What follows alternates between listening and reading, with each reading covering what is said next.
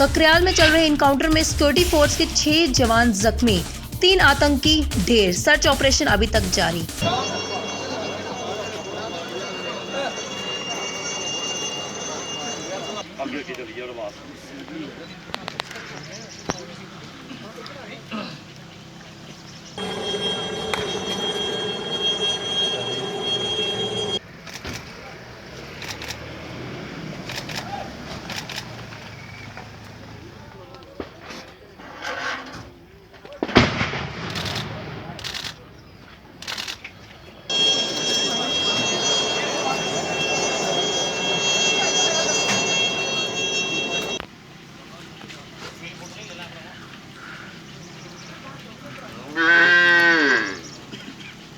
हमने इस ऑपरेशन में ये चीज़ इंश्योर करने की कोशिश की हमारी शुरू से कि सिविलियन कैजुअल्टीज ना हो। जिस सिविलियन घर में ये घुसे थे उनको बड़ी सावधानी से हमने खाली करवाया। उसमें हमें लोकल लोगों का भी साथ मिला। और ये 3 आतंकवादी, क्योंकि आपने देखा है ग्रोथ काफ़ी ज़्यादा है, खेत हैं, बरसात का मौसम है, इन सारे चैलेंजेस के साथ हमने इनको ख़त्म किया। और हमें इस बात की खुशी है कि अपनी तरफ से अभी तक कोई लॉस ऑफ लाइफ नहीं है। माल दो हमारे कोई 12 लोग इंजर्ड हैं और उनमें से ज़्यादातर जो है उनमें जान का खतरा नहीं है। बड़ी बहादुरी से लड़ाई की है हमारी पुलिस ने, आर्मी ने, CRPF ने। और एक सिनर्जी का रीज़न था कि जो इतना क्लिनिकल और सक्सेसफुली हमने 12 जो जख्मी हुए ये कौन कौन है? इसमें ब्रेकअप है हमारी 4 जो है पुलिस के हैं, 5 आदमी CRPF के हैं। सर ये किस संगठन से थे, ये जो मिलिटेंट थे, किस ऑर्गेनाइजेशन से थे?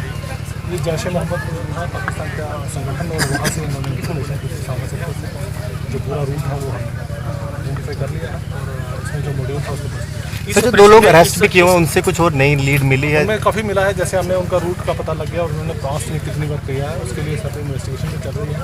और बाकी लोग उसमें वांटेड होंगे। सर उनमें से जो एक आदमी है जो अरेस्ट किया है उसका ब्रदर ऑलरेडी पहले भी आतंकी रह चुका है।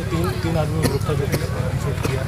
और बाकी उसके बाद में उनके बाकी लिंकेज क्या हैं उसके ऊपर काम चल रहा है। इस ऑपरेशन में आपके लिए सबसे बड़े चैलेंज क्या थे?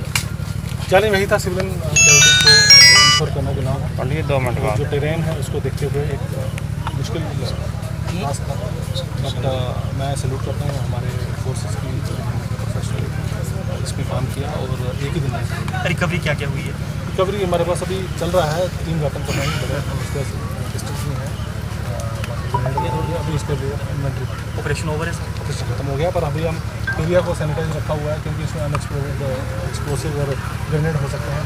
हम नहीं चाहते कि सिविलियन को कोई इंजरी है, तो हमारी अभी काम भी अच्छे से होने वाला है।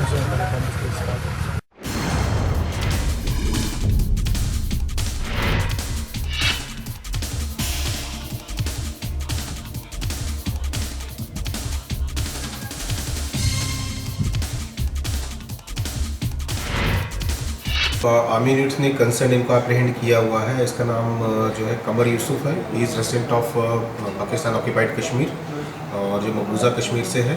और ये just this area falls behind opposite to और पुंछ टाउन। ये हज़ीरा तहसील का है। इसकी एज तो 23 ईयर्स है।